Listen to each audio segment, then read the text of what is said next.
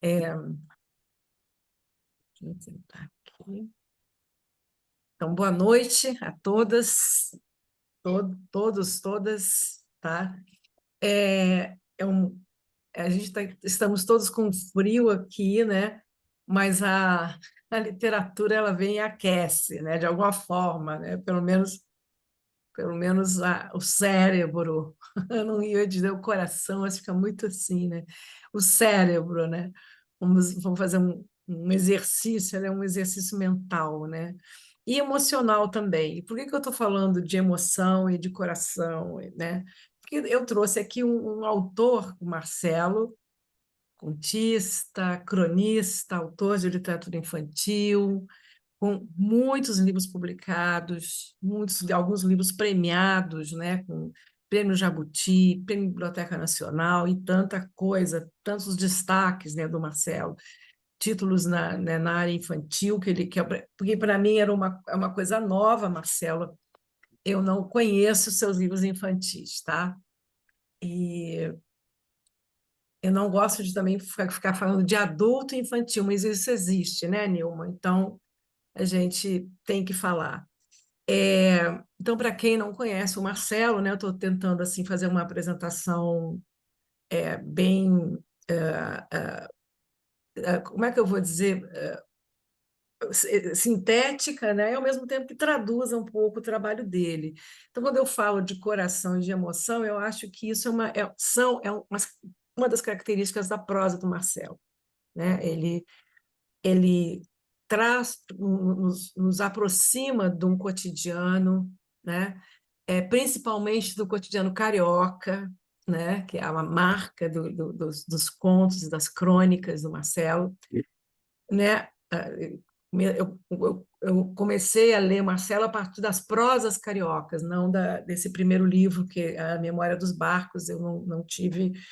é, é, e depois, né, A Lua na Caixa d'Água, A Rua de Dentro, Ferrugem, né, que ganhou um jabuti, Ferrugem, né, Na Dobra do Dia, e tantos outros livros. E, e eu sempre vejo isso, né? Uma simplicidade muito grande, uma fala, né? Que nos emociona sempre. Ele vai buscar o que está próximo de nós, que é comum a todos, né? E que faz, né? Eu acho que isso faz assim o grande narrador, né? Ele trabalha com esses elementos, né? Com a informação também, né? Histórica também é um fundo, né, de todos os textos, a maioria dos textos assim, e nos traz também, e para quem, quando eu sublinho para quem mora no Rio, né, é muita coisa, né, próxima de nós. Eu, Marcelo, que morei sempre na Zona Norte, agora eu estou há 25 anos. Eu falo 25 anos porque eu já sou uma senhora, né, de bastante idade, né, 70, né, então 25 não é nada, tá? Mas eu morei a maior parte da vida aqui do Rio de Janeiro na Zona Norte, né, no Andaraí, ali na Tijuca, e morei na Praça da Bandeira, na Muda da Tijuca, foram tantos bairros, porque eu costumo dizer que pobre muda muito, viu? E eu mudava de casa toda vez que o aluguel aumentava. Tá? Então eu mudei muito até que eu vim para cá e me estabeleci aqui em Laranjeiras, mas faz relativamente pouco tempo, 24 anos que eu estou aqui, mas já não pretendo mudar mais, daqui só para algum outro lugar no infinito. Tá? Então, Marcelo, é uma alegria, né, trazer você aqui para o Instituto, para a Estação das Letras, para conversar conosco. Marcelo já foi professor aqui, deu aula também lá há muitos anos, né, Marcelo? Lá no comecinho do espaço aqui, aqui na Rua Marquês de Abrantes, quando era o espaço físico. Então, assim, queria agora passar a palavra para você, né? Para você encaminhar a nossa conversa e as nossas leituras daqui da janela literária do Estação das Letras. Gente, boa noite, obrigado pelo convite, Suzana, Camila. Prazer estar falando com vocês. Como você disse, eu dei uma oficina de contos quase que no século passado, lá na Mas, estação, né? Muito antes de existir essa coisa de oficinas virtuais e tudo mais. E acho que você fez uma leitura muito, muito precisa, assim, do que tem sido, né, o meu trabalho. Não era muito assim no começo, mas é natural que o autor vá encontrando sua voz mesmo com o passar do tempo, né? Eu sempre falo, ontem eu falei na UFRJ para os alunos de graduação de letras, vários eram escritores, assim, iniciantes, e a coisa que eu mais falava era isso, cuidado com a pressa, sabe? Porque é natural que haja um tempo mesmo para você maturar a sua voz autoral e ter um projeto literário, né? E acaba que eu acho que, de certa forma, todos esses gêneros que você citou, os quais eu trabalho, a crônica, o próprio conto e agora também a biografia, né, que eu lancei uma recentemente, é, todos esses gêneros, talvez no infantil menos, eles estão atravessados por essa questão, que é a questão que me move hoje, que é uma tentativa de atar os elos dessa cidade que, como disse bem o Zunir, é uma cidade partida, né? Eu sou oriundo do subúrbio, mas eu, digamos assim, consegui o green card do mundo intelectual, né? Que não era uma coisa muito comum nos anos 80. Hoje, com o sistema de cotas e tudo mais, é até mais comum isso acontecer.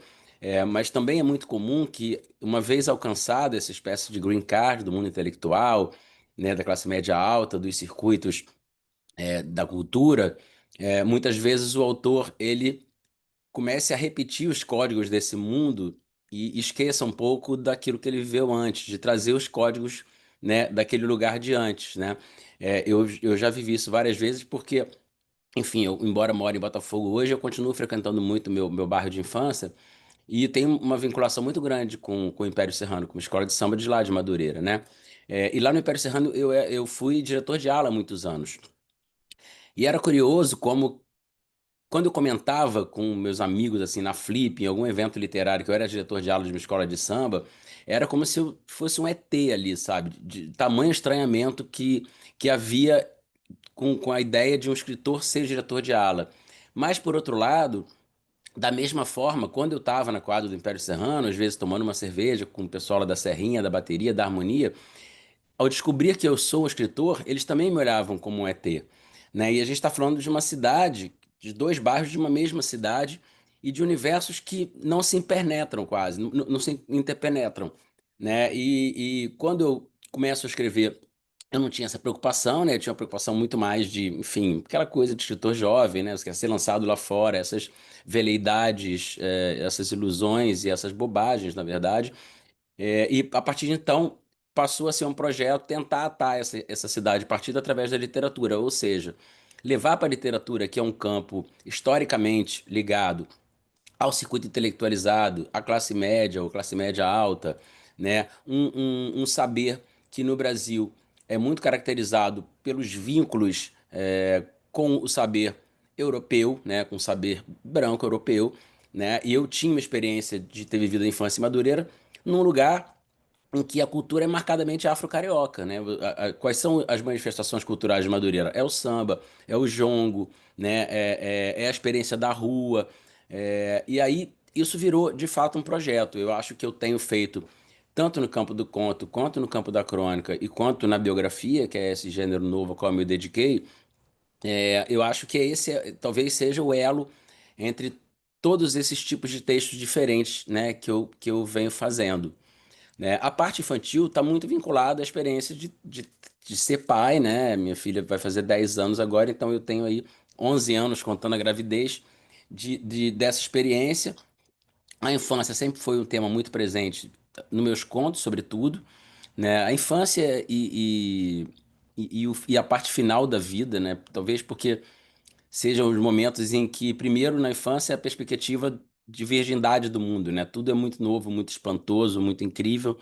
E na parte final da vida, muitas vezes tem um viés de balanço, né? O que que eu fiz desses anos todos que eu vivi? Então, eu acho que os personagens, nesse momento, eles são personagens mais à flor da pele. E aí, com a experiência de ter sido pai, eu enveredei também por esse campo da literatura infantil e tenho gostado muito, né? Já lancei 3 livros, né? O terceiro acabou de sair. Enfim, basicamente era isso, assim, aí eu não sei se você vai levantar questões, eu até mandei, a pedido da Camila, eu mandei uns textos do livro porque provavelmente nem todo mundo leu, né? Então seria bom para ter uma ideia, mais ou menos, do que é o livro recente, né? Que é O Último Dia da Infância. Basicamente, como todo livro de crônicas, é um livro que tem textos sobre variadíssimos assuntos. Mas eu sou um escritor muito cioso de dar organicidade aos meus livros, sejam os de contos, sejam os de crônicas. Eu não gosto que o livro seja uma mera recolha de histórias escritas nos últimos anos. Eu acho que é preciso haver alguma coisa, seja um tema, seja uma ambiência, seja uma questão que justifique o fato dessas histórias estarem reunidas no mesmo volume. Né? No caso do Ferrugem, por exemplo, era essa expressão que foi tirada de um verso do João Cabral de Melo Neto, no poema bem desconhecido chamado Cartão de Natal, cujos dois últimos versos dizem: E que possa o ferro comer a ferrugem. Ele fala do dia de Natal, que o dia de Natal teria esse condão de inverter o processo da corrosão. Né? Em vez da ferrugem comer o ferro comer a ferrugem. Então, você vai pegar o livro, todos os contos do livro vão transitar sobre essa questão, o embate entre o desejo e a apatia, o embate entre o vício e a corrosão. Então, foi um modo que eu tive de organizar. No caso de crônicas, isso é sempre mais difícil, porque são mais temas ainda. Então, no último dia da infância, o que que eu pensei? Eu tinha uma crônica sobre a morte da minha mãe, né? Que foi essa crônica, inclusive, que eu mandei para vocês, que é uma crônica densa, uma crônica até com um senso trágico mesmo, né? Porque minha mãe morreu atropelada na véspera de Natal. E eu queria abrir o livro com essa crônica. E daí a gente tinha acabado de sair da pandemia, né? Eu tinha alguns textos sobre essa questão da pandemia. E aí o que que eu fiz? Eu falei, eu vou criar dois grandes conjuntos de textos, vou abrir com essa crônica sobre a minha mãe. Ela não vai fazer parte de nenhum conjunto, como se fosse uma crônica introdutória, né? E vou criar uma crônica para fechar também, que seja quase um epílogo. No meio disso, eu criei esses dois grandes conjuntos. O primeiro conjunto com os textos que falavam da pandemia e também com os textos que, de alguma forma, eram ligados à experiência da intimidade, da casa, da família, da paternidade, né? O ambiente de dentro de casa, que tinha muito a ver com o enclausuramento a que a gente, né, tinha sido imposto. A segunda parte, eu pensei dos textos que eu chamo com o pé na rua, que são os textos sobre a cidade, a experiência dos bares, das ruas, né, do outro, dos personagens da cidade. Então é como se o livro fizesse uma caminhada, primeiro, da clausura para a luz do sol, né? Mas aí eu pensei, como é que eu vou fechar esse livro? E aí eu fiz uma carta ficcional, naturalmente, mas entrevistei minha filha, que então tinha 7 anos, uma carta dela para a avó que ela mal conheceu, né? Então, essa carta meio que amarra toda essa tessitura do livro de crônicas. Enfim, eu achei essa frase, né, do último dia da infância numa crônica do Antônio Maria, em que ele pergunta qual seria o último dia da infância, e resolvi montar o livro dessa forma. Então, de algum modo, assim, eu sou uma pessoa de religião de matriz africana, né? E existe um os Itãs são as narrativas míticas, né, das religiões de matriz africana. Existe um Itã que fala um pouco sobre a mortalidade, né, e esse Itã parte da figura de Obatalá, que é mais conhecido como Oxalá, né, que é o orixá dos orixás, e que ele é que daria a vida aos seres humanos, né? E para que ele desse a vida, o que era feito? Os corpos humanos eram moldados de barro, claro que isso é simbólico, né? Eram moldados de barro e o Batalá soprava a vida e as pessoas então podiam nascer. O que que acontece? O que que diz esse Tan? Em dado momento, o barro terminou. Não havia mais barro para fazer seres humanos. Então foi preciso que os seres humanos morressem para que houvesse barro para fazer os seres que vão nascer. E eu acho esse Itã lindíssimo, porque ele é um Itã que dá um afago na questão da mortalidade, que é uma questão que atravessa a gente a vida toda, né? Para que a minha filha tenha nascido, a minha mãe teve que morrer, minha avó teve que morrer. Então o livro faz, além dessa caminhada da clausura para a rua, ele faz também um movimento que é um movimento que inverte um pouco o nosso senso comum. A gente fala que a gente vai da vida para a morte, né? E o livro fala que a gente vai da morte para a vida também, né? Porque ele começa com a morte da minha mãe e ele acaba com a minha filha falando com ela numa carta simbólica, né? Então, assim, eu pensei o livro de fato como um projeto, não como uma mera recolha de crônicas, né? Porque é de fato como eu gosto, assim, que os livros sejam, sabe? Eu acho que os livros têm que ter uma grande questão. Enfim, é isso. Acho que eu falei demais já para o começo. Falou nada. Você está mostrando o seu trabalho, né? Nada.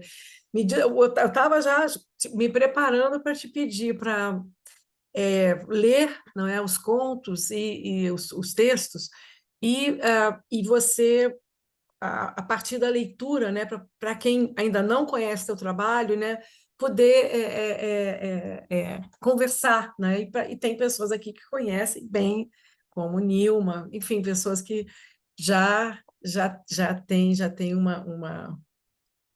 algo, né, já tem uma experiência de leitura com seus livros, né? Tá, Então, então eu posso pegar uma crônica de pegar aqui. onde você quiser, e dessas que você separou, colocar na tela também, que é bom, sabe?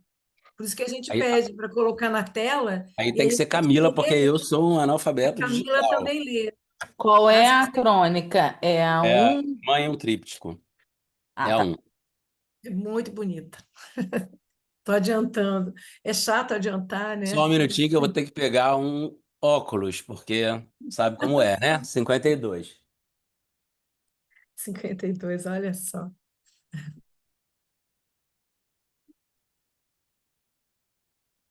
Vamos lá.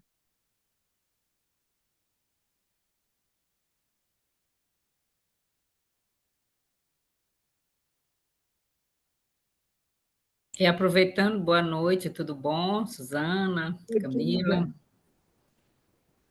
Boa Fala. noite. Oi, oi. Posso falar? Regina. Régia.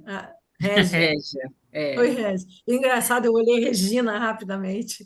Régia. Boa noite. Boa noite. boa noite. Posso ir, gente? Pode ir, pode ir. Ela já Tá. colocou aqui. Tá. Mãe, um tríptico. Um. O café expresso acabara de ser servido pela atendente da Copenhagen quando o telefone tocou. Do outro lado da linha, Flávia, a irmã caçula. Não me recordo com exatidão da hora em que o celular marcava naquele 23 de dezembro de 2016. De todo o resto, sim. Eu, minha então companheira Juliana e Lia, que mal completaram um ano, aguardávamos o embarque no aeroporto do Recife. Após alguns dias de férias na praia, voltávamos do Rio para o Natal, o primeiro de Lia com a avó paterna. Flávia estava aflita. Desde a manhã tentava contato com nossa mãe, que fora à Praça Sans Penha trocar um presente. Havia notícia de um atropelamento lá. Onde você viu isso? Perguntei sem gravidade. Ela respondeu que soubera alguns minutos antes, numa página dessas de alerta no Facebook, e que a pessoa não tinha identificação ainda. Tentei tranquilizá-la, lembrando que nem sempre a mãe atendia ao celular. Ela é desligada, de repente perdeu a hora em meio às compras, eu disse. Vamos esperar um pouco. Se não der retorno, você liga para a delegacia do bairro. Não tenho muito como ajudar daqui porque embarque em alguns minutos. Desliguei o telefone, paguei o café. Juliana perguntou o que tinha acontecido. Expliquei resumidamente. Do alto-falante, a voz convocava os passageiros do voo entre os aeroportos de Guararapes e Santos Dumont. Recolhemos as malas de mão e começamos a nos movimentar rumo à Baía de Embarque. Então o celular novamente. Agora, o nome que piscava na tela era o de Lilian, nossa outra irmã. Marcelo. O choro afogava as palavras, esticava as reticências. Minha mãe, o atropelamento na Sanspenha. Bastou ligar os pontos. Lia não passaria mais o Natal com a avó. 2. No livro A Mãe, o jornalista e escritor português Hugo Gonçalves narra a viagem geográfica e memorialística que iniciou após receber, às vésperas de completar 40 anos, o testemunho do avô materno. Hugo perdera Rosa Maria ainda menino, como conta logo na primeira das 182 páginas embebidas de dor, beleza e melancolia. O câncer venceu-a rapidamente. No imaginário do garoto, Luke Skywalker, o Homem-Aranha ou Thor com seu martelo, talvez pudessem deter a doença. Seu irmão, um pouco mais velho, fazia promessas enquanto jogava Pac-Man. Se passar desse nível, a mãe não morre. E, no entanto, o exíguo período de convivência, foram apenas 8 anos, abre espaço para muitos talvez ao longo do livro. Como adivinhar o que os outros foram no tempo que já não existe? Como saber o que alguém que já partiu faria em tal situação? Como guardar a voz de um morto tão longínquo? Em O Tabu da Morte, o antropólogo José Carlos Rodrigues explica que a consciência não consegue pensar o morto como morto, e assim não pode se furtar de lhe atribuir uma certa vida. Essa vida que Hugo confere à mãe Soma as parcas memórias de infância e as descrições do pai, dos tios, da avó. É um mosaico embaçado. Hoje não tem um só objeto que ela tivesse tocado, diz. É também de morte materna que trata Lili, novela de um luto. No livro, lançado quase em paralelo ao texto do autor luso, Noemi Jaffe relata seus primeiros dias sob o impacto da perda. Lili viveu até os 93 anos. O apreço por joias baratas e lencinhos de papel, o hábito de usar a palavra doce, manias, costumes, tudo isso está inventariado pela filha no sucinto volume. O longo convívio cravou fundos gestos que após a morte ganham novo verniz. Noemi menciona uma espécie de tato. Sob o efeito da morte, as coisas parecem mais pegáveis. Minha mãe se tornou um roçar, resume. Rosa Maria, 32 anos, Lili, quase centenária. Duas mães tão distintas, duas histórias igualmente díspares, duas dores. Porque uma dor não ensina nada sobre outra dor. Cada uma tem sua própria escuridão. 3. Ao pousar no aeroporto Santos Dumont, após 3 horas e meia de viagem em completo silêncio, ficou claro para mim que as estrelas não seriam retiradas, ou a lua empacotada, ou o oceano esvaziado porque minha mãe morreu. Os versos do problema de W. H. Auden soavam mais distantes à medida que o mundo se impunha. Apurar quem, em meio à família, teria coragem de reconhecer um corpo esmagado pela trombada do ônibus. Organizar o velório. Avisar as pessoas do enterro em plena véspera do Natal. A vida continua, claro, mas agora com a morte dela, e não apesar ou além disso, observa Noemi.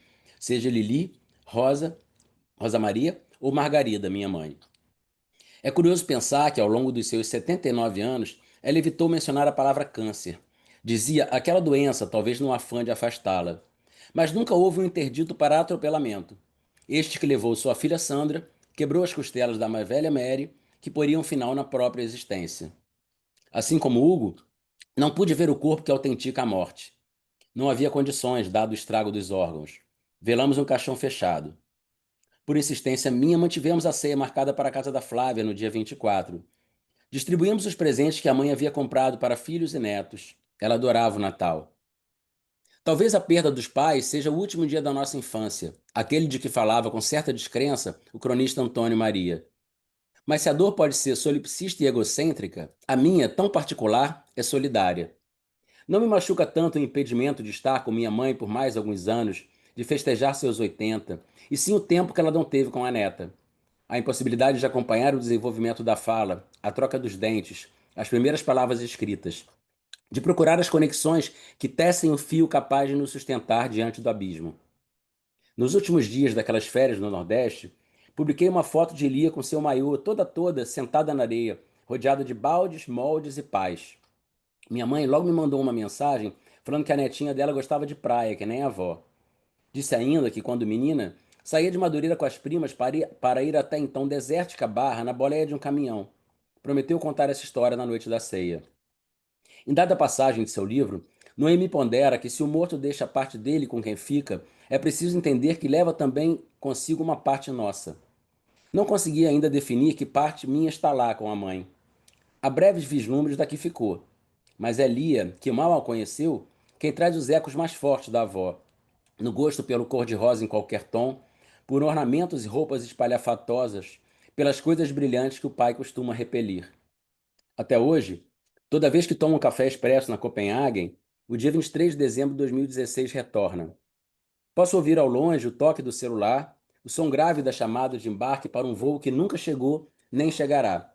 Mas a imagem da mãe, feliz, altiva, se refaz nesses pequenos afetos da minha filha, como se a morte revelasse seu paradoxo, ser uma falta dentro da presença, uma bolha no interior do cristal, uma afirmação da vida, por fim. Que beleza de texto, hein, Marcelo? Assim, é um texto, enfim, denso, né? Até para uma crônica, acho até que é um texto denso, né? Mas a ideia do livro é essa mesmo, o livro, a leveza ir aparecendo à medida em que a gente se desenclausura e à medida também que essa morte vai se transformar em outra vida, né? Essa primeira parte toda, a sessão que vem depois dessa crônica, é uma parte que fala muito da experiência do crescimento da Lia, né? A Hum. compra de material escolar, né? A leitura, os livros que ela gosta, as bobagens que ela fala, numa coisa assim, meio Pedro Bandeira, sabe? É, e a ideia foi essa. Até quando as pessoas se assustam com esse primeiro texto, eu falo, calma que não vai nessa toada, não. Eu queria te perguntar são três textos, né? E a morte, as questões, elas estão aqui cada uma, né? Atravessa os três, mas você escreveu em épocas distintas e resolveu juntar os três? Como é que foi? É, Porque porque assim, boa parte dessas crônicas são minhas colaborações com o Jornal Rascunho, onde eu tenho uma coluna, rascunho. né? É. É, e eu tenho essa coluna justamente para me manter produtivo como cronista, porque agora, por exemplo, eu estou finalizando um livro de contos para sair ano que vem. Em geral, quando eu estou fazendo um livro de contos assim, eu acabo não produzindo crônica, e a obrigação de entregar é uma maravilha, né? Porque você tem que fazer, todo mês tem que fazer, tem que fazer. Ah, Então, eu diria que as crônicas do livro foram escritas nos últimos 4 anos, mais ou menos, algumas mais antigas, outras mais recentes, mas houve essa preocupação de amalgamá-las, né, de forma que faça sentido elas estarem juntas em cada unidade, né? As unidades do livro se chamam. Eu sempre faço isso, eu boto uma frase de algum cronista que eu admiro, né? Então, além, depois da mãe, o tríptico, vem a primeira unidade, que é Janelas Acesas de Apartamentos, que é de um texto do Rubem Braga, e a segunda parte, A Cidade Foi Feita para o Sol, que é de um texto do Carlinhos de Oliveira, né? Que são esses dois conjuntos de crônicas que ficam entre a crônica da morte da minha mãe e a crônica que é uma carta da Lia para ela. tá. Entre eles, né? Entre Exatamente, esses momentos, né? Todos. exatamente. Porque eu fui anotando aqui, né? Os textos, né? Eles têm o fio condutor é a morte da mãe, né? Mas eles têm direções distintas, né? Sim, Primeiro é o anúncio, né? Uma espécie de um anúncio, né? Eu até coloquei assim, o acontecimento, né? Eu botei uma sim, coisa, sim. né? E do outro, né, Marcelo, eu anotei esse, esse momento, né, que você diz, né? Cada um tem a sua própria escuridão. Achei de uma beleza, né? Porque assim, tem até um conto que vai estar no meu próximo livro que trata um pouco dessa. É uma coisa muito, muito insólita. No meu núcleo familiar mais íntimo, tem havido 3 atropelamentos, né? É muito insólito. Três, né? Três. Três. Né? A minha irmã morreu de atropelada primeiro. Depois a Nossa. minha outra irmã foi atropelada, mas não morreu. Essa tá viva até hoje. Depois a minha mãe morreu, né? E ao mesmo tempo, o grande tabu da família era a palavra câncer, que as pessoas não falavam, né? E atropelamentos elas falavam, né? Esse conto que eu escrevi que vai sair no livro novo é sobre uma família marcada por essa sombra do atropelamento, sabe? Que ele chama queda para o alto, né? Que é essa ideia do corpo que Uhum. sobe para cair. É, então, assim, essa é uma questão familiar nossa, né? E assim, eu perdi minha irmã atropelada e perdi minha mãe atropelada. E são dores completamente diferentes, totalmente singulares. Por isso que eu digo que o fato de você ter sentido uma dor antes, ela não te dá calo nenhum para a próxima dor que possa vir, né? É nesse sentido da singularidade de cada dor ter seu próprio universo, né? Quase que um universo mesmo, por conta da pessoa, claro, né? Mas por conta da conjuntura, né? Por conta da situação, né? Essa frase é muito nesse sentido, assim, de a dor ser sempre redutível a uma generalização. Uhum. Olha, gente, eu estou conversando, mas vocês sabem que a participação é livre, né?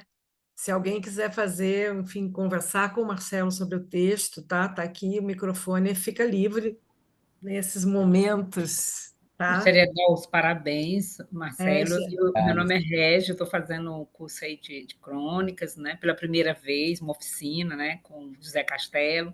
Eu sou maranhense e, nossa, eu estou encantada, porque, assim, eu até digo, eu já disse lá no grupo, que até recentemente eu não sabia nem o que era crônica. Eu não tinha aquela, né, um conceito, né? E tudo isso eu estou aprendendo. Então, assim, ver essa crônica aí de alto nível, né? E ainda mais com algo que mexe com a gente, que é esse sentimento de mãe, né? Não importa, né? Você perdeu, né, a sua mãe para um acidente, né? E a gente perde os nossos entes queridos para tantas coisas. Eu perdi minha mãe por uma doença, né? Então, vem logo elementos em tudo que você escreveu, elementos muito fortes, né? Como essa questão da dor, né? Também colocada aí pela Suzana. Né? Eu tenho umas frases que você falou, né? Depois eu vou ler, até para me gravar, porque assim, muito forte, mexe com a gente, tá? Acho que era isso que eu Muito queria obrigado. falar. Eu tenho uma firme convicção de que, mesmo quando a gente fala de coisas que parecem que só fazem sentido para a gente, se isso é elaborado esteticamente para virar um texto literário, esse texto tem o poder, de fato, de afetar as pessoas, né? Eu lembro quando eu lancei meu primeiro livro de crônicas, chamado Na Dobra do Dia, eu falei com um amigo que é um amigo que tinha migrado do Acre para o Rio de Janeiro, né?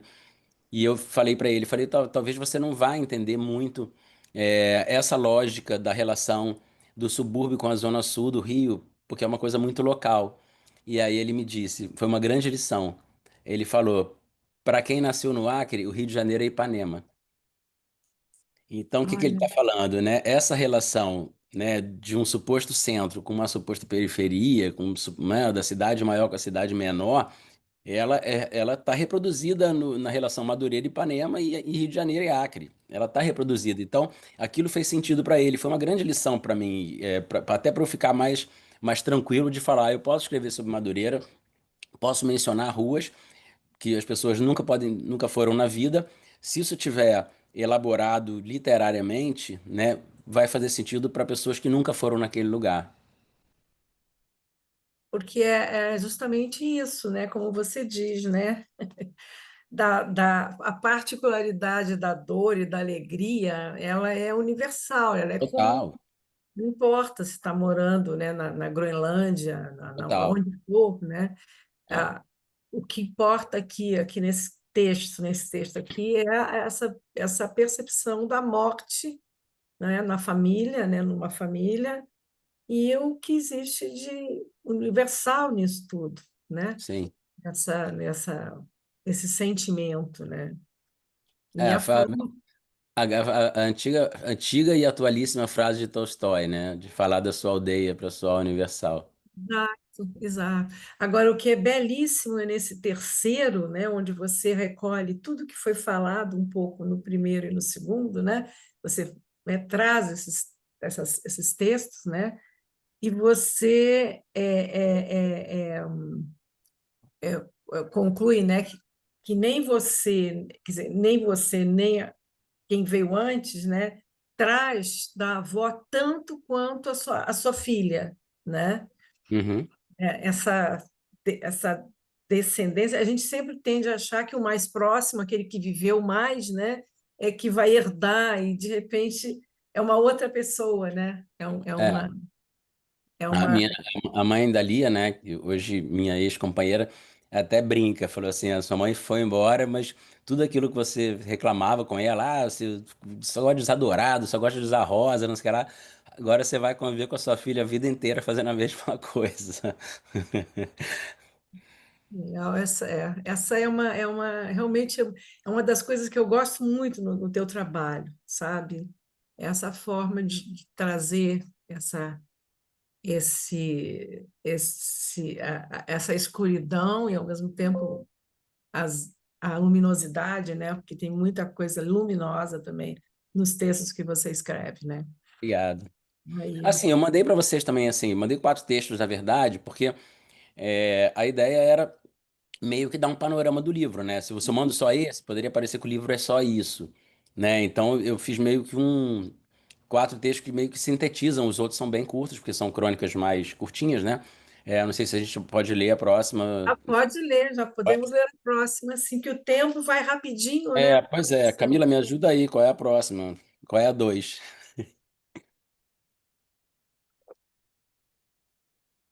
Ah, com Ronaldo Outono, tá.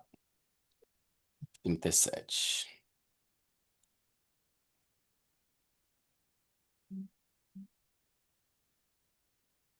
O ronronar do outono. Embarcado no antigo bonde da Praia Vermelha, do qual se dizia simpatizante, Rubem Braga rumava em direção a Botafogo naquele dia 12 de março de 1935. Era o bonde dos soldados, do exército e dos estudantes de medicina, conta, antes de elogiar a brandura dos condutores. Havia liberdade para se colocar os pés e mesmo esticar as pernas sobre o banco da frente, sem que isso rendesse advertências mais agudas. Fazia calor no Rio. Tanto calor que, se amenizada a temperatura, a população continuaria a suar por força do hábito durante 4 ou 5 semanas ainda, diz Rubem. Os passageiros não fugiam à regra. Transpiravam a ponto de molhar a camisa. O cronista tomara o bonde na Praça José de Alencar e passava pela rua Marquês de Abrantes quando o fato se sucedeu. Uma folha, trazida pelo vento, tocou ao lado esquerdo de seu rosto. De súbito, Rubem tentou esticar os olhos até o interior do botequim para checar as horas. Tiro n'água. Mas ao seu lado estava um homem elegantemente vestido, de certo munido de um relógio. O senhor poderia ter a gentileza de me dar as horas? Perguntou-lhe. O homem foi preciso. 13h48. Rubem agradeceu e então comentou no murmúrio. Chegou o outono. Seu interlocutor não se espantou, tampouco se comoveu com a frase. Queria apenas avistar logo o ponto de desembarque. Mas para o cronista, esse foi o ápice da curta viagem. O outono começava a tomar a cidade, a ocupar os espaços ainda dominados pelo verão em lenta retirada. Era motivo de celebração, ou de alívio. Quase 90 anos depois, lembro a história narrada pelo Rubem para igualmente saudar o início da nova estação.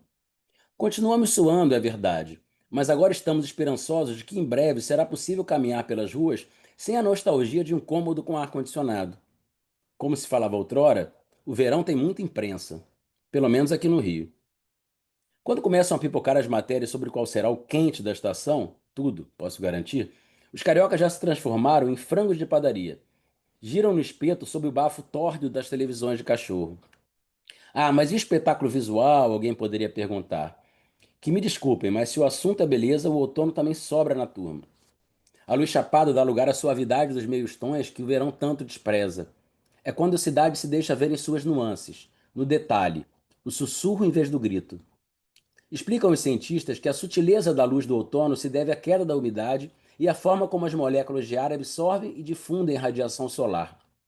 Com o sol mais baixo no céu, a luminosidade incide indiretamente sobre a Terra, permitindo que as cores vibrem. Não sendo cientista, me limito a observar o céu límpido, o resplendor da lua, ainda que minguante, o assovio da brisa que se abeira ao fim da tarde, avisando que a noite virá e será fresca. No outono, a paisagem ronrona como um gato em estado de preguiça. Talvez, com sorte, uma folha também resvale em nosso rosto. Aproveitemos. E a quem perdeu a poesia, que vale ao menos o pragmatismo. A conta de luz certamente estará mais barata. Então, Suzana, aí esse texto, é, que é uma coisa que eu gosto muito. Bom, eu adoro a crônica justamente por essa capacidade, né, de você pegar o despercebido, por exemplo, o Rubem, uma folha seca que bate no rosto, e ele vê o nascimento do outono nessa pequeniníssima e prosaica cena. O movimento da crônica quase sempre é esse, né? Você pegar um fato aparentemente banal e enxergar a transcendência nele, né? E mostrar a transcendência nele, coisa que o Rubem fazia de forma magnífica. Então, esse é um ponto que uma crônica que eu quis trazer para mostrar isso e também essa brincadeira que eu gosto de fazer sempre, de buscar, por exemplo, explicações científicas, né, para dar conta de, de, de coisas da nossa vida que são sublimes, né, e que não se reduzem a uma explicação científica. Mas, enfim, queria te ouvir também. Acho que você está sem som.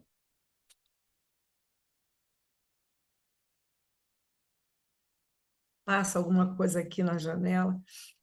É, é uma fantasia, né? Que você, né, com o Rubem, né? Você é uma suposição, né? São digo, conforme eu entendi, né? Não, O essa crônica, ele escreveu sobre isso mesmo. Não, não, não, não, mas a sua crônica, Ah, aqui sim, agora eu estou sim, falando do ronronar do sim, seu outono, né? O seu sim, outono sim, que sim. evoca Rubem Braga, não é? e o que se dizia dele. E é engraçado porque você assume um pouco a- o Rubem, a linguagem também se transfigura, né? Assim, aqui eu diria que tranquilamente o Rubem Braga assinaria essa crônica. Aí é uma honra. Aí é uma honra. Inclusive nesses diálogos, né? A forma de terminar, a forma de encerrar também, né? Esse ir e vir, né? Porque você fala dele, coincidentemente, é muito próximo, né? Das técnicas que ele usava, que eu nem sei, porque eu não me especializei no Rubem Braga, mas sou uma leitora Sim. razoável dele, né? Então, E é tem isso uma assim coisa, que eu percebia. tem uma coisa que também eu acho que essa crônica sinaliza, que está no livro todo, e o fato de eu chamar cada sessão com uma frase de um cronista que eu admiro, e foi assim também na Lua na Caixa d'Água, que é uma crítica que eu tenho a parte da minha geração e de gerações até mais novas de escritores, que é essa. As pessoas não leem. As pessoas não leem, não leram o Braga, não leram Carlos Heitor Coni, as pessoas não leram, sabe? Não leram Murilo Rubião, não leram, sabe? Aí fica todo mundo, como diz o Harold Bloom, se achando Adão de manhã cedo no paraíso, achando que está inaugurando a literatura, né? Assim, estou fazendo uma coisa que ninguém É. fez, só que foi feita há 50 anos, né? E eu demarco muito no meu livro esse reconhecimento de que eu sou hoje um pequeno elo de uma tradição que vem lá de trás. Uhum.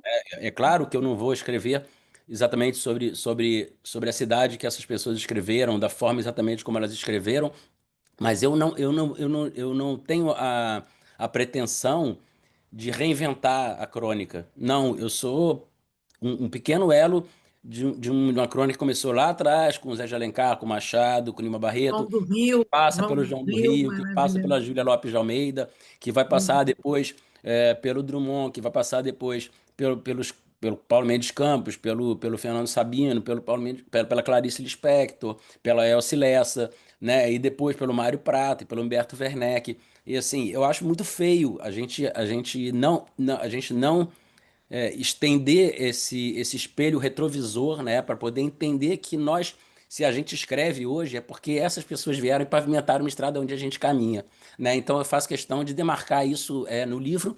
Tem várias crônicas em que eu evoco outros escritores de outras épocas e tudo mais. Mas também com essa ideia, sabe? Antônio Maria, o título foi tirado do Antônio Maria, sabe? Se não fosse o Vento Vadio, que foi um livro que acabou de sair, quem é que lê Antônio Maria hoje? Ninguém lê.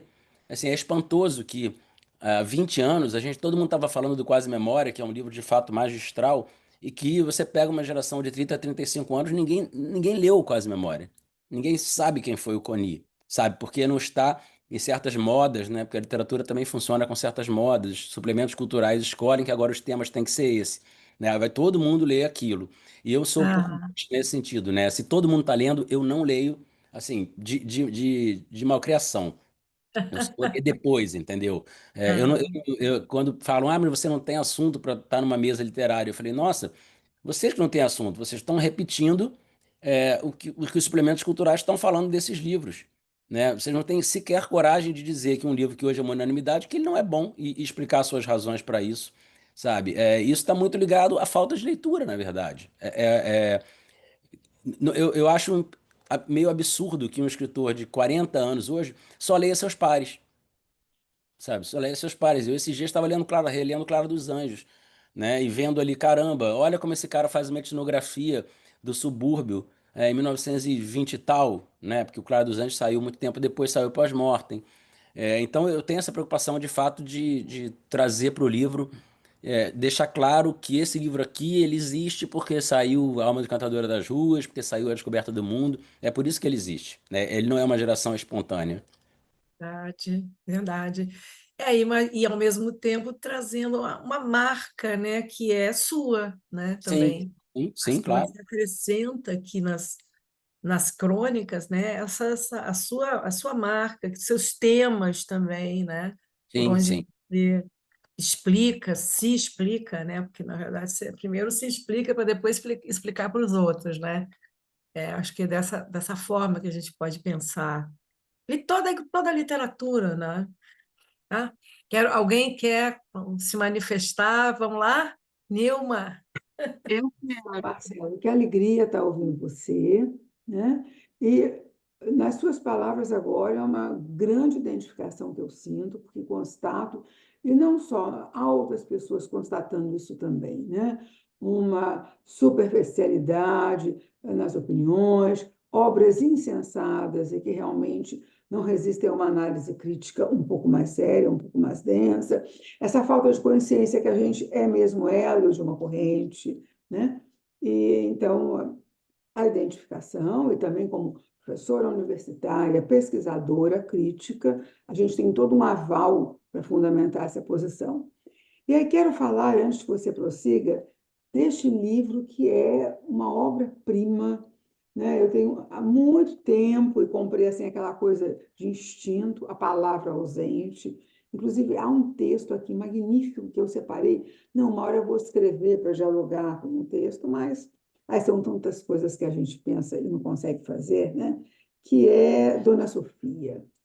Dona Sofia é um primor de texto em que você vai falar dessa sensibilidade que é comum àqueles dois universos que você fala, né? Um universo muito simples do cotidiano, de lidar com a vida real, com os impedimentos, obstáculos, mas onde cabem sensibilidade, visionarismo, né? Deslumbramento. E um outro universo intelectualizado, em que as pessoas podem estudar, se refinar em emoções, sensações, e é o que você traz aqui, né? A Dona Sofia, que é uma hóspede ilustre, ela vai receber um prêmio ilustre, e é a camareira que vai justamente entrar numa profunda, com quem ela, Sofia, vai entrar numa profunda comunicação com ela. E deixa um livro, esta Dona Sofia, nada menos que a Sofia de Mello Brunner Andresen, e como o magnífico do seu texto é exatamente como a nossa protagonista, né? Deixa eu retomar aqui o nome dela, não sei se você lembra do nome dela. Camareira? A Marina, né? Não, camareira, que você A tá falando da camareira, camareira. a camareira, Nossa, eu não né? vou me lembrar, não, porque esse livro já O tem nome milhões de não, anos. o nome dela não aparece. Eu li há muito tempo e não tive tempo de dar uma atualizada de leitura, né? Para esse momento. Não, o nome dela me parece que não Acho aparece. que não aparece, não. Não, não aparece, não É. aparece. Mas é uma identificação, uma capacidade de correta produção de sentido, de uma sensível produção de sentido, e ela diz: eu nunca vou ser como ela, eu nunca vou entrar no mar, mas ela se identifica, ela se sente rio também, como a Dona Sofia, e ela levanta a perspectiva dessa leveza da Sofia, dessa capacidade de, justamente como você fala em relação à crônica, aqui é um conto, mas que poderia estar tomado tranquilamente, porque o limite entre conto e crônica, muitas vezes, é bastante tênue, né? Bastante tênue. E é o que se dá aqui com essa camareira sendo capaz da mesma sensibilidade de Sofia ao escrever, ela é capaz, ao construir o seu sentido, a ler. E aí eu estou me lembrando da Régia falando, há 15 dias, há pouco tempo atrás eu não sabia o que era, e agora eu já estou sabendo, reconhecendo. Então, só para falar da minha alegria, dessa sua capacidade, desse seu contato, você põe as duas, essa capacidade da criação de um contato entre duas pessoas de universos diferentes, perspectivas diferentes, mas que isso não invalida uma comunicação em áreas para as quais elas não estariam habitualmente disponíveis, né? Então, parabéns, alegria. Eu li seu outro conto, seu outro livro de contos também, você traz o conto do Maracanã, e que é bastante interessante, é um universo que eu não conheço, não domino, né? Ao Ferrugem, me parece, está no Ferrugem, que é o universo do futebol, mas a sensibilidade da criança, o deslumbramento de estar lá, de ver, de testemunhar. Então, a alegria de a gente poder ouvir você mais de perto, com essa lucidez sobre o que é o mundo e o fazer literário, a construção literária, né? Meus parabéns, minha alegria e a gratidão como leitora. Muito obrigado, Nil. Você sabe que, enfim, sou um fã seu, a gente se conhece desde que a gente se conheceu na França, né? Né? Foi. E esse conto tem uma história muito curiosa, assim, porque foi uma encomenda, você tinha que tornar um escritor personagem de um conto, né? E eu imediatamente pensei na Sofia, porque tem essa coisa do mar muito presente na poesia dela, Uhum. mas ao mesmo tempo eu precisava fazer uma pesquisa para saber como é que era a Sofia na vida cotidiana, né? E aí eu fui achar um livro do Miguel de Sousa Tavares, um livro de crônicas dele, tem uma crônica sobre a mãe, né?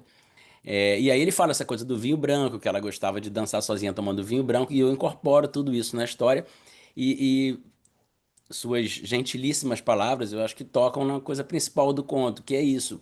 É, essa premissa de que a pessoa, por não ter instrumental intelectual, ela não pode se encantar,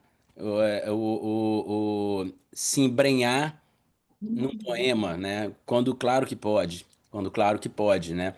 E o conto é um pouco esse encontro improvável, e eu brinco também com o fato de uma ser do mar e a outra ser do rio, porque é uma pessoa da Foz do Amazonas, né? Então ser de duas experiências de água diferentes, né? Água salgada, água doce, os mistérios de cada universo desses. Enfim, mas para te agradecer por essa, primeiro pelas palavras generosíssimas e segundo por essa leitura tão precisa.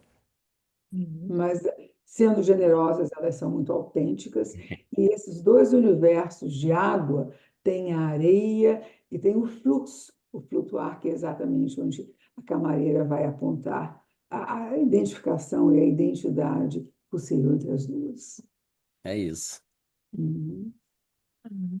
Ó, tem uma pergunta da Ivone. Ivone quer falar. Vamos lá, Ivone. Abre o som para. Tá sem som, viu?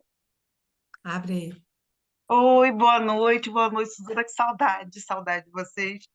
Marcelo, olha, estou encantada de você, com essa crônica, né, essa primeira crônica que você escreveu de uma dor, de algo tão absurdo, porque eu conheço de perto, na pele, no coração, né, essa dor, e para mim, particularmente, é muito difícil falar sobre isso, né? Se tratando. E você escreveu com a maestria, sabe? É encantador. Uma pergunta que eu quero te fazer é a seguinte: no seu processo de escrita, você você para com algumas leituras, independente da pesquisa, é claro, né? Que quando nós estamos escrevendo, precisamos pesquisar, é claro. Mas se você tem uma leitura, você está com um livro de literatura, eu adorei suas referências aí dadas. Você para com a leitura, existe algum tipo de interferência, ou quando você escreve, você é totalmente imparcial? Cê- Bom, primeiro agradecer pelas palavras também. Não sei se eu entendi. Se eu, quando eu estou escrevendo, mergulhado num livro, se eu continuo lendo literatura, é isso? Não. Exato. Sim. Continuo, continuo. Inclusive, continuo. Isso não me afeta nada. Em geral, eu leio um livro de ficção e um não ficção ao mesmo tempo. Eu não leio dois de não ficção, nem dois de ficção, mas leio sempre paralelamente. Mas assim, às vezes eu tô, sei lá, eu agora estava finalizando o último conto que vai fechar o livro de contos novo, né? E eu tava com uma questão com o final, eu não estava satisfeito. Tinha dado uma travada mesmo, né? E geralmente nesses momentos eu vou ler poesia.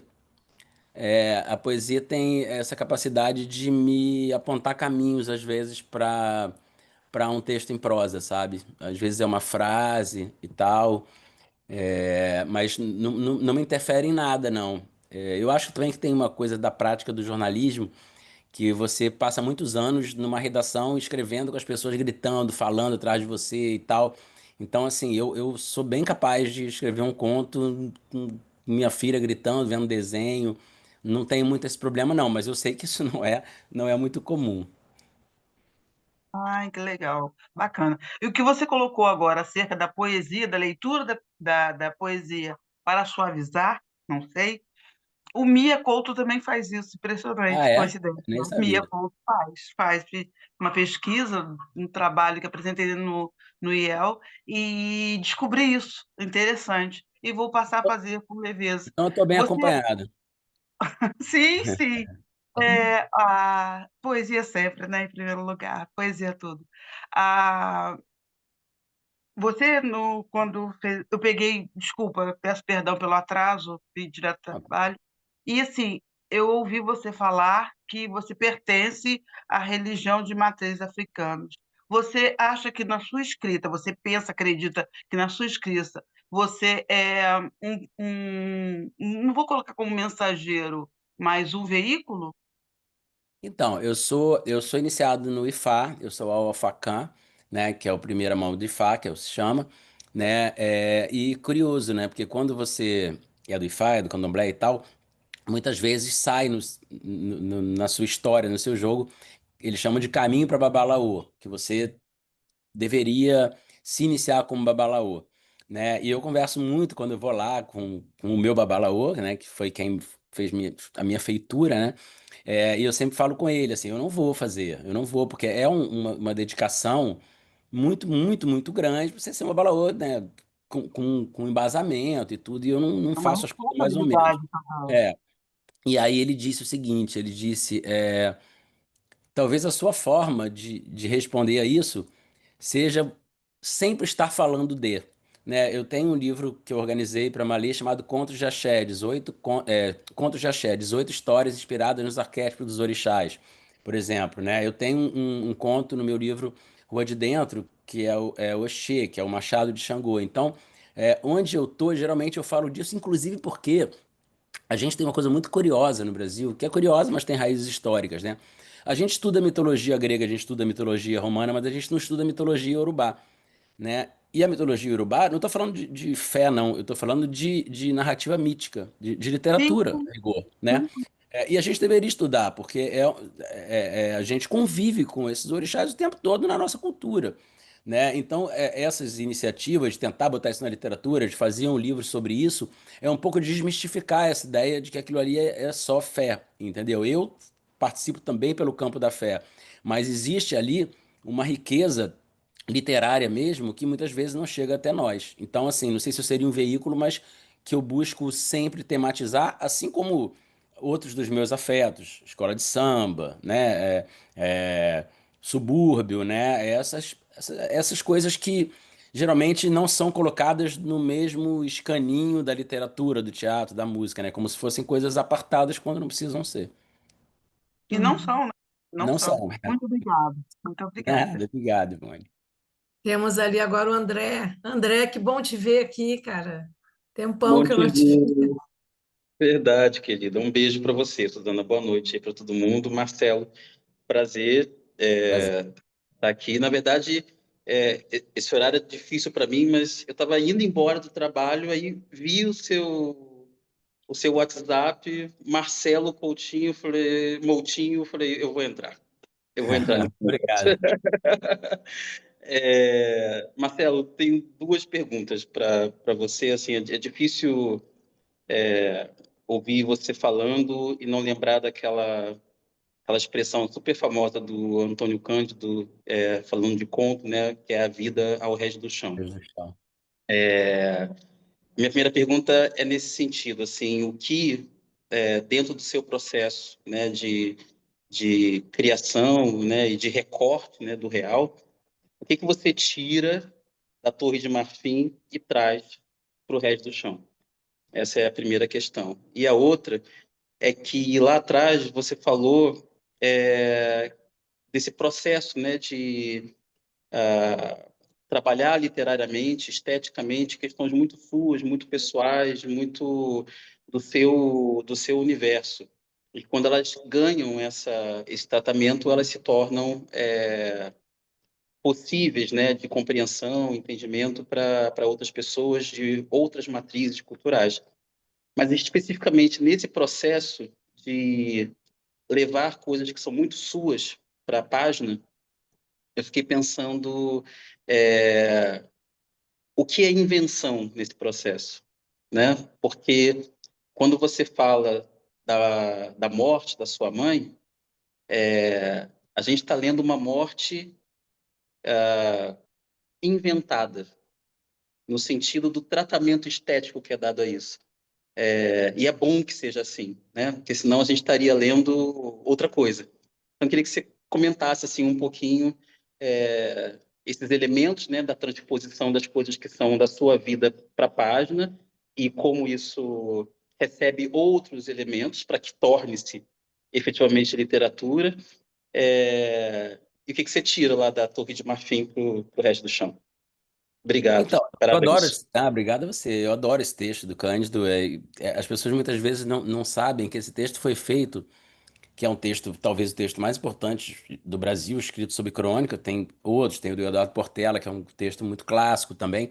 Esse texto foi feito pelo Cândido para abrir uma edição Para Gostar de Ler, daquela coleção, uma edição de crônicas. Foi uma encomenda para ali. Esse texto hoje é estudado, né, pela academia, por quem estuda crônica, mas ele foi feito para Gostar de Ler, que foi uma coleção de, assim, de um sucesso absoluto, né? Inclusive quebrando essa ideia que permanece até hoje de que a crônica não vende.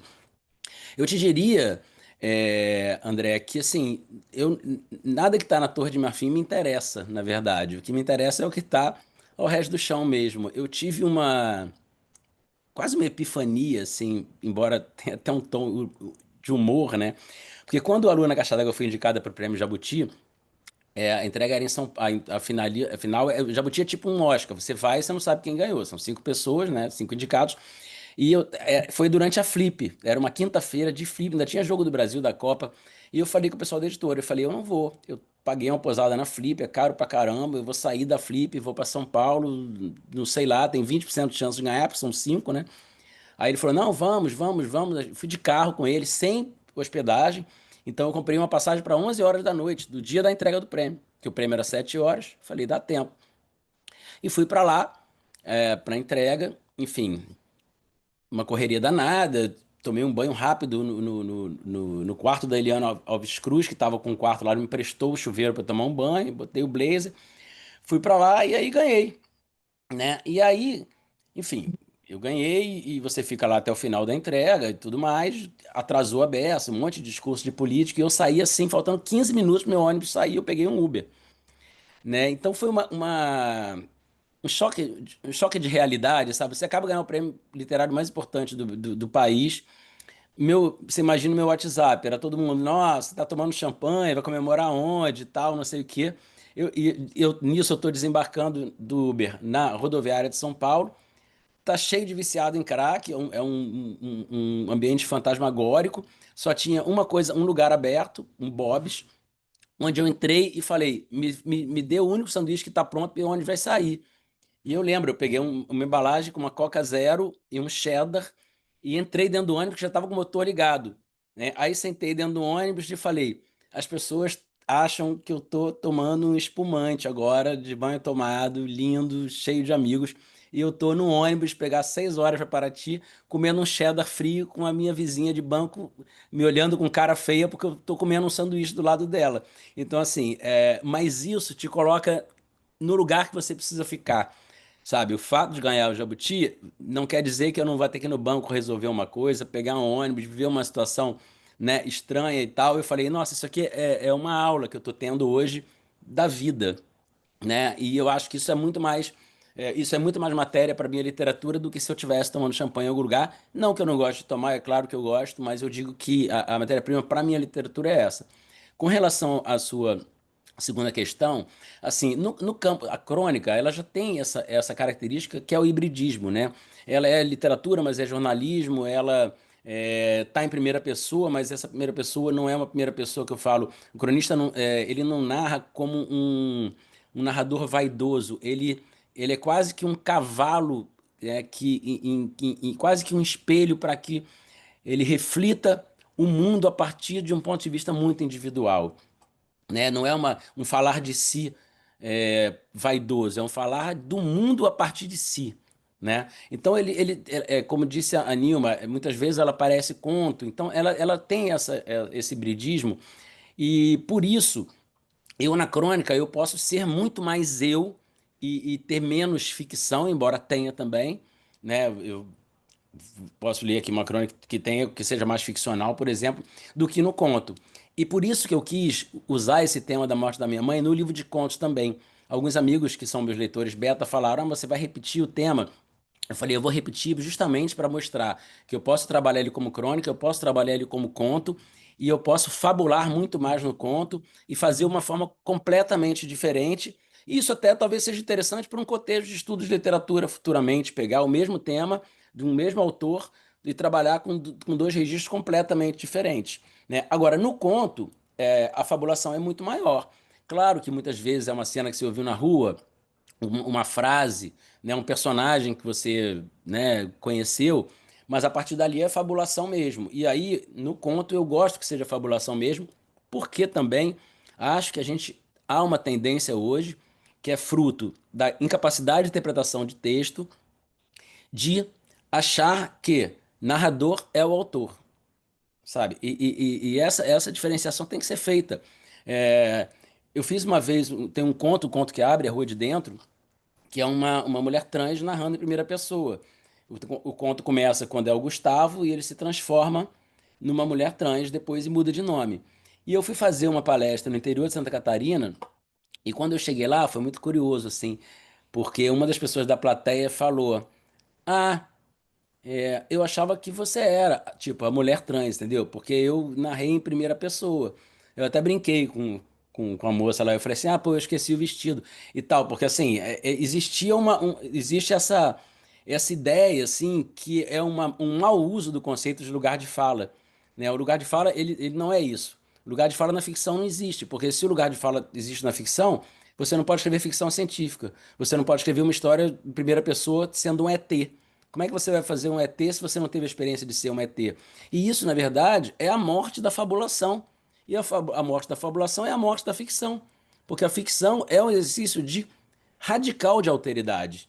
É você poder escrever e criar um personagem e entrar na cabeça de uma pessoa completamente diferente de você, né? Então, nesse meu livro que vai sair no ano que vem, você tiver a oportunidade de ler, você vai ver que assim é um livro totalmente de fabulação, sabe? Eu inclusive quis fazer uma coisa que eu nunca tinha feito em livro de contos, que é misturar de fato temas e registros e fazer, por exemplo, uma linguagem mais dura, uma linguagem mais próxima de uma narrativa periférica, uma outra linguagem super elaborada e tipo assim, beleza, então agora todo mundo tem que achar que o narrador é o autor, então eu vou fazer um negócio completamente diferente. Vamos falar assim, então foram 10 pessoas que escreveram esse livro, porque cada texto está de um jeito completamente diferente. E é quase que um manifesto meu, assim, a favor da fabulação, sabe? A gente não pode perder a dimensão que o ficcionista, ele é um inventor. Tá lá a Rosa Monteiro que vem aí para Flip na Louca da Casa, que é um livro que eu sempre passo para quem me pede um livro de indicação sobre imaginação. Assim, a gente não pode matar a imaginação. Se a gente mata a imaginação, a literatura vira uma autorreportagem, uma reportagem de si mesmo, né? É isso aí. Acho que a Régia quer falar. Régia?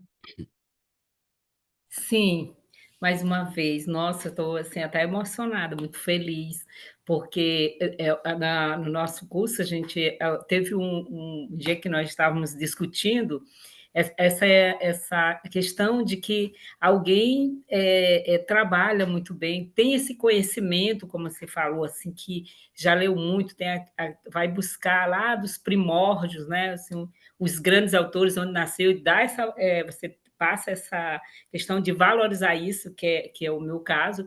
Eu vou dar um exemplo mais simples, porque também não é como eu falo, eu sou empreendedora, eu sou uma pessoa que eu comecei a trabalhar muito cedo na vida, desde 11 anos de idade, e me emociono muito, eu nem queria falar muito, mas assim, o fato de eu estar entre vocês, o fato de eu ter sonhos, né, de escrever. Eu sei que eu nunca vou chegar lá assim, né, no nível que está, mas eu sei dar valor às coisas. Eu, por exemplo, eu uso muito a música, que é algo que eu entendo, que eu escuto, eu basta entrar no meu carro, estou escutando música. Então, assim, eu não consigo ouvir o que está na moda, que era isso que eu queria dizer para você. Eu gosto daqueles cantores que ninguém conhece, né? Que às vezes a pessoa diz assim, onde é que tu viu isso? Eu digo, meu amigo, agora com a abertura da internet, eu escuto, eu vou lá na África, eu vou lá na Noruega, eu vou na Alemanha, na Itália, então França, e eu tenho cantor de todo quanto é lugar do mundo que me acompanha. Então, isso que você vem falando aqui é muita coisa, não dá para me estender muito, mas é onde tem essa questão de que ninguém pode matar, digamos, a própria imaginação de cada pessoa, né? Então, assim, mais uma vez, parabéns. No ano passado, eu já conheci, há uns 5 anos, eu já conheci o rascunho, né? E aí agora eu sou assinante também, né? Vou passar a seguir. Meu tempo é muito limitado, né, para a leitura. Como empreendedora e tantas atividades, né? Então, assim, não sou desse mundo, né? Daí do que eu vi não lembro a quem falou antes, né? As que falaram antes, né? Que parece assim que dentro do meu curso todo mundo está super envolvido, tem aquele profundo conhecimento. Então, eu sou uma iniciante, assim, então estou me sentindo assim. Eu digo, meu Deus, nunca vou chegar lá para ler tanto livro e para entrar na literatura. Não que eu não tenha leitura, né? Eu tenho leitura de livros técnicos, né? De livros sobre empreendedorismo, sobre negócios, né? E claro que dá uma puxada, né, assim, nisso, mas muito bom, muito obrigada. Gente, perdão aí pelo meu tempo. Não, Régia, deixa eu te falar uma coisa. Quando eu morava em Madureira, né, eu fui estudar primeiro num colégio de freiras ali no Encantado, né, e depois fui para um colégio no Meia, né, antes de chegar à universidade.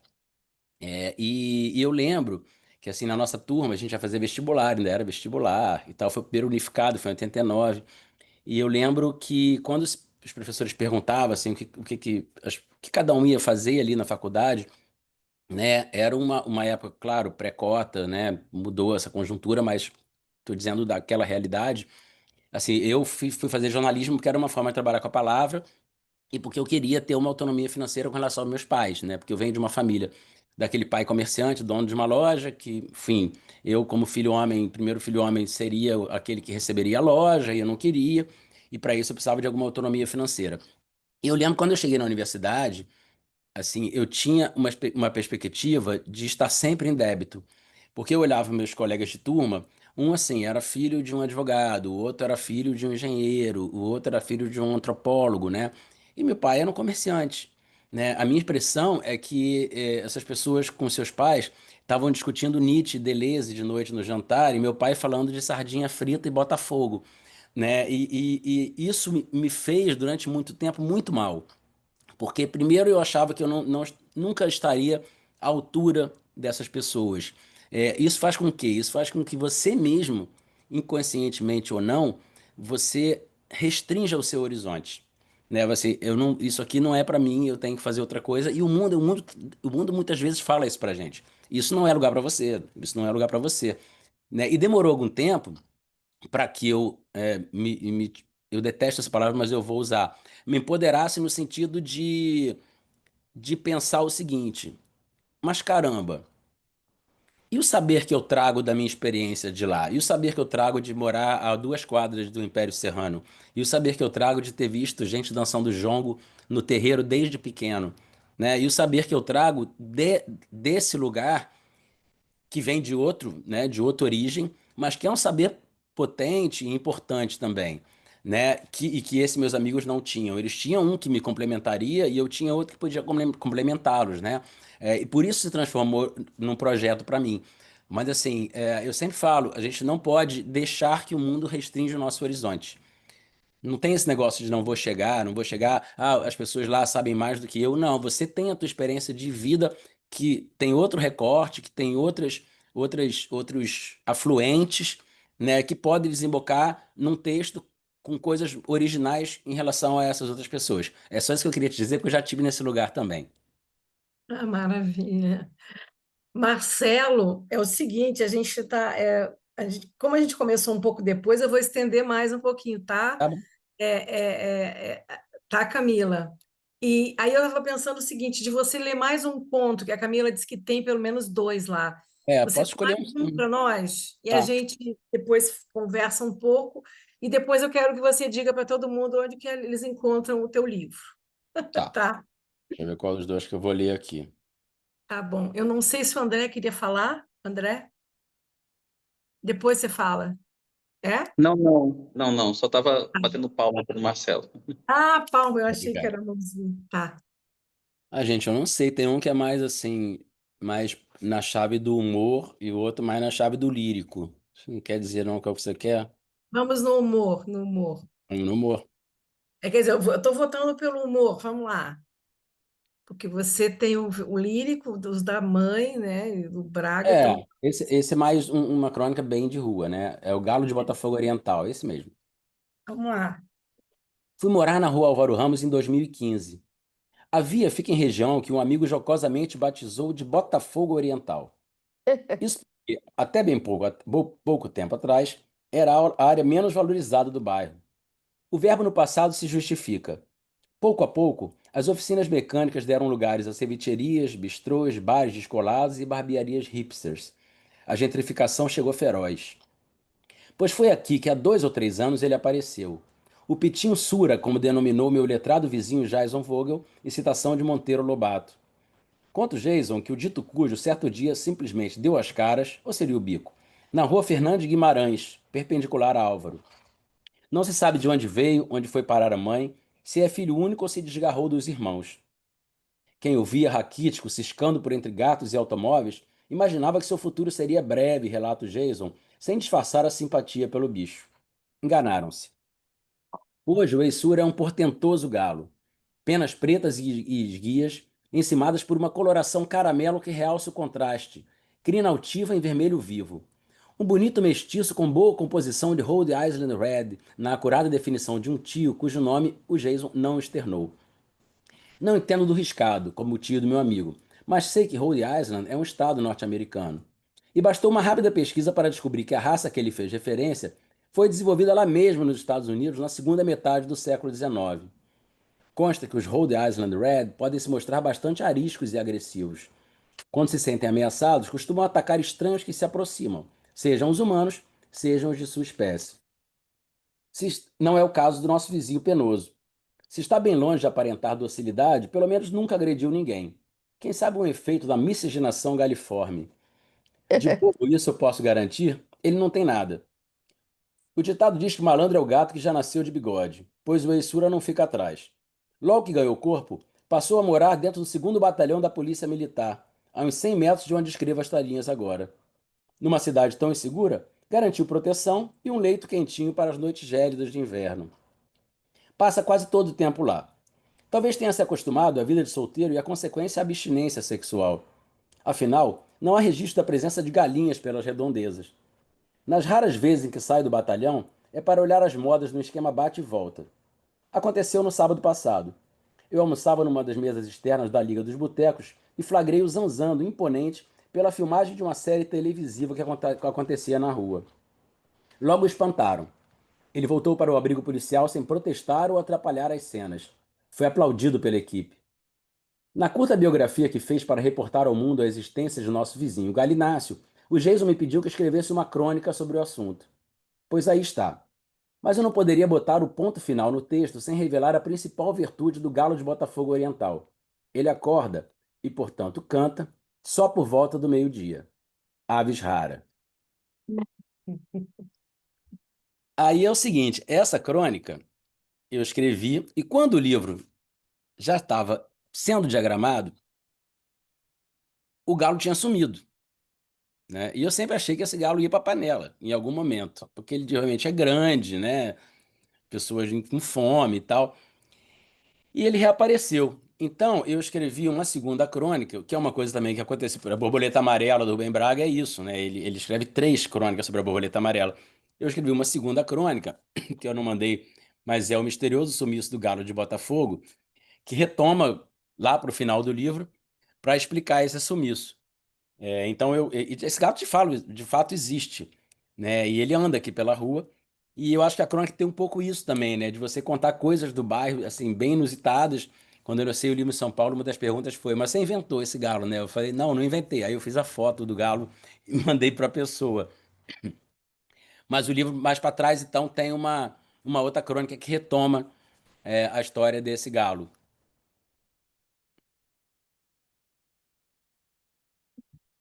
Você quer ler?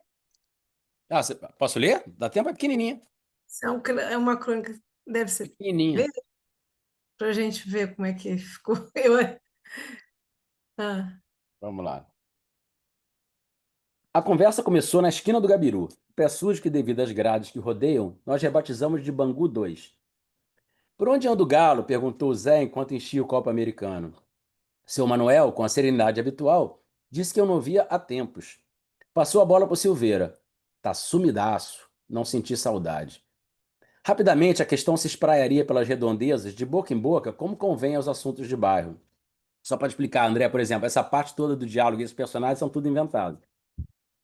O galo que dominava o papo é um antigo conhecido dos moradores da Álvaro Ramos. Como contei em crônica anterior, vive solto pela rua impressionando aos passantes pelo porte esbelto, as penas negras e delgadas, acima das quais se destaca uma tonalidade de caramelo e a crina em vermelho. É um galináceo ciente da própria beleza. Até o misterioso desaparecimento, seus dias se resumiam aos passeios vespertinos com garantia de leito confortável e seguro no 2º Batalhão da Polícia Militar. Nunca se preocupou em acordar cedo. Em geral, cantava ao meio-dia ou depois disso. Desprezava o risco de um atropelamento durante as incursões, assim como a possibilidade de alguém vislumbrar em seu corpo parrudo um belíssimo assado, os miúdos devidamente guardados para a farofa. Passei a chamá-lo de Galo de Botafogo Oriental, referência que é socioeconômica, não geográfica, e evoca a antiga divisão da Alemanha. Afinal, por muito tempo, a região onde eu e ele moramos, hoje cheia de botecos chiques, foi considerada a pior do bairro. Naquela noite de prosa, saí intrigado de Bangu 2.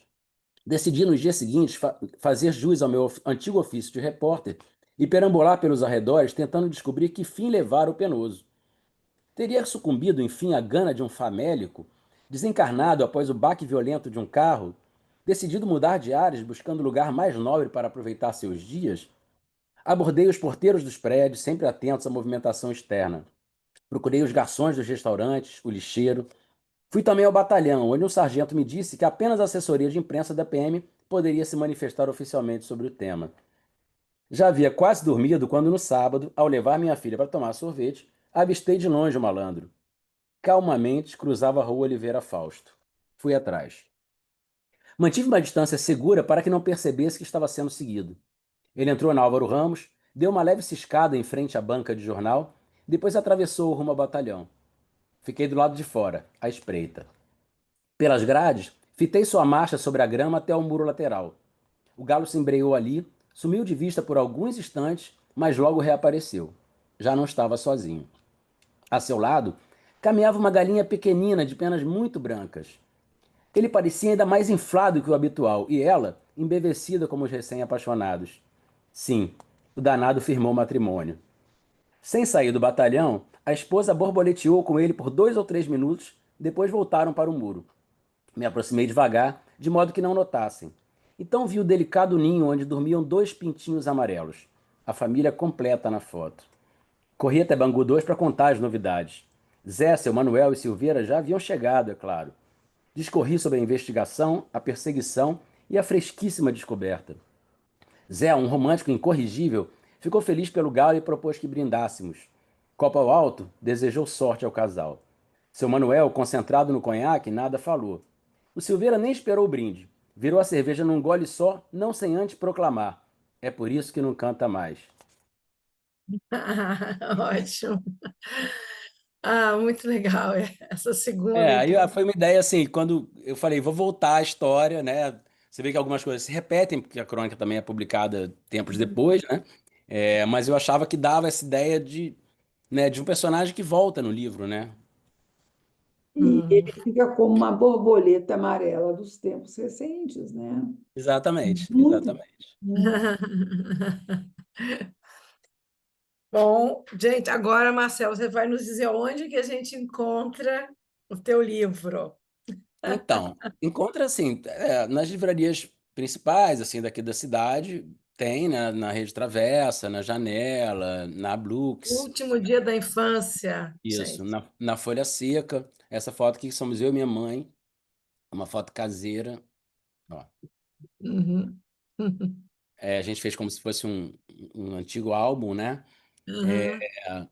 E nas livrarias virtuais, assim, eu sou uma pessoa que tem um discurso contra a Amazon. Eu sei que é mais barato lá e tal, mas enfim, eu sempre falo isso e é importante falar. Esse mais barato esconde uma coisa muito perniciosa, que é uma empresa que trabalha para acabar com as livrarias de rua. Essa é a grande verdade.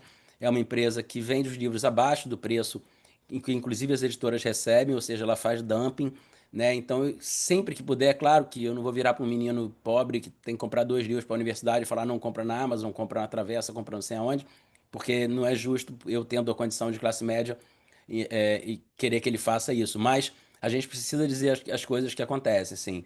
Não comprar na Amazon é um ato político muito importante, para que amanhã a gente também não vire e fale assim, ah, a livraria do meu bairro fechou, a livraria tanto que eu gostava fechou. Essas livrarias precisam, são negócios e precisam que a gente compre lá. Então eu sempre digo, meus livros todos estão mais ou menos bem distribuídos, e se puder dar preferência às livrarias de rua ou a compra na própria editora, eu sempre falo que é importante. Maravilha. Beleza, gente.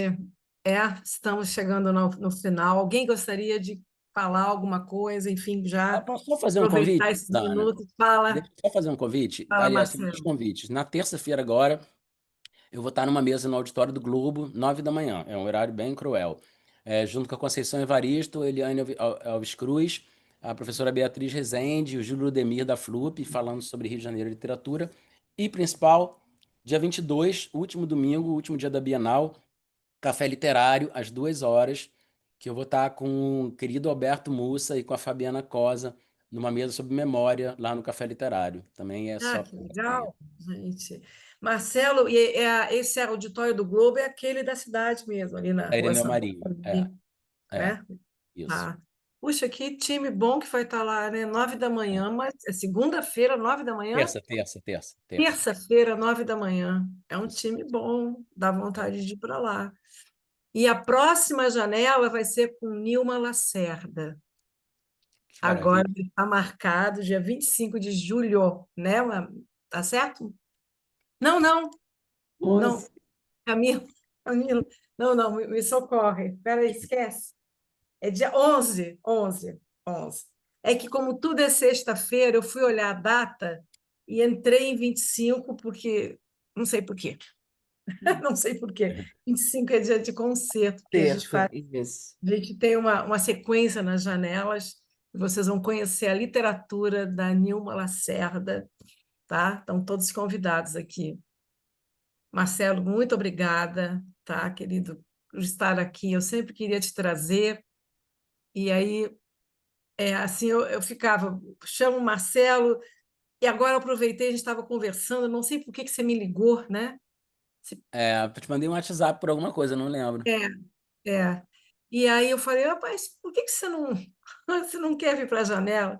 Aí ele está lançando o livro, né? O livro mais novo dele, e, enfim, já participou de outras coisas, mas na estação presencial, né, Marcelo? Sim, sim, sim, Não veio ainda na virtual. A virtual tem sim. 5 anos agora, né? Depois da pandemia, tive que fechar na pandemia nosso espaço.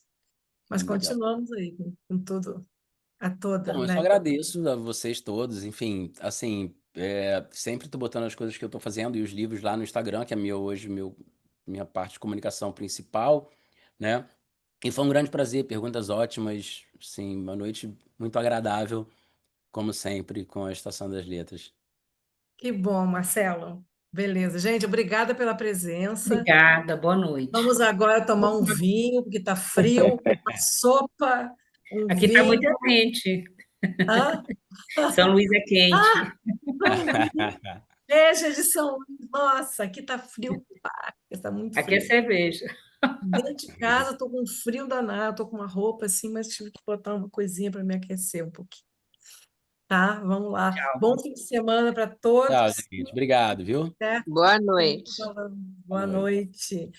Boa noite, Maria Helena. Quanto tempo? Querida, Muito Suzana, olha, eu cheguei atrasada, não sobe essa conversa, não demora para disponibilizar, não, esse menino aí, esse encontro. Porque a o gente, pessoal todo vê. cara, perdi. E, Marcelo, só para dizer para ele, na próxima oportunidade, ele repete alguma coisa que ele explicou no encontro na Casa Dias, ele estava com a Giovanna Daltri. Foi maravilhoso. Alguém disse a ele que invertia a ordem de leitura dos contos, das crônicas.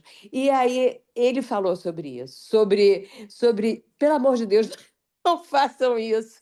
Mantenham a ordem tão pensada, tão cuidada. E, enfim, na próxima oportunidade, Marcelo, você retoma o assunto, que foi Pode bárbaro. deixar. Bom rever você. Um beijo enorme. Foi Beijão. ótimo Tchau, o que eu pude tchau. ouvir. Tchau. Para todo mundo, para Ana, Denise, o Hélio, a Régia, Camila, nossa parceira, que sem ela não existe janela. Tá? Não dá para abrir a janela. E o André também. Camila me ajuda muito. É isso aí. Tá ótimo. Foi ótimo. Melhor que tá lá na Bienal, morrendo de frio. Tá bom. Hoje sabe o que é? Hoje está lá a Chimamanda, Chama Amanda. Foi 7 horas. 7 horas. Que pena não pude ir, mas a gente lê e tá Não bom. dá para tudo, né? Maravilha, Marcelo. Sucesso sempre. Bom, Obrigado. beijo para Tchau, todos, tchau, tá? gente. Beijo. Beijo, Tchau. tchau. Beijo.